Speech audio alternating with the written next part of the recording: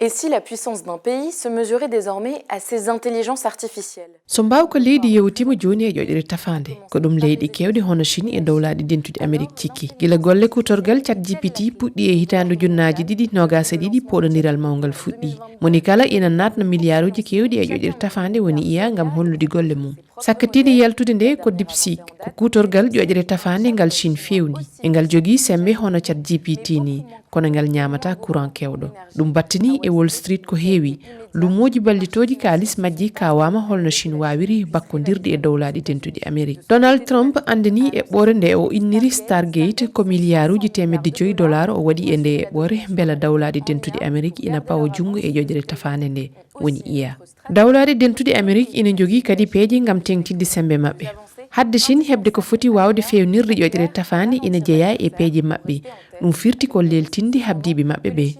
e ɗum Chinoiɓe ɓe ina ɓeyda karallagal mabɓe gam fewnande ko e mabɓe gueɗe bawɗe wallude ɓe fewnude hakkille tafaɗo. Et l'Europe dans tout ça, sur le papier, elle investit. Holdarde Europe e wal haali e kayitaji Europe naati hen sababu nde Chips Act kutorgal pewnagal e hitande ujunnaji ɗiɗi nogas e tati Europe andani wonde yaltinat milliarduji capanɗe nayi e tati gam fewnande ko e mabɓe ko wallata ɓe dañde kutorɗe ƴoƴere tafande kono so yerandirama e milliarduji temedde jeeɗiɗi dawlaɗi dentuɗi Amérique ɗi e ko Chine yaltini e kalis e nder duuɓi sappo faade ƴoƴere tafande way kono toɓɓere ndiyam e nder maayo ni wadde Europe suɓima jaɓɓal mbaylandi gongal woni rewde e sariya e hitandu junnaji ɗiɗi sappo e nayyi dental leydi Europe darni sarɗi windiriyankejo arano ko fate e ƴoƴere tafande iya daɗɗude kuule ko feere gam jeeyede e folonirango e oyo banggue ko jaggodiral gulgal hakkude Chine e dowlaɗi dentude Amérique sababu nde kutorgal DeepSeek Chine ina haaɓe no feewi kono dawlaɗi dentude Amérique kañum enne duttaki caggal e noɓe daɗiri habdiɓe mabɓe ɓe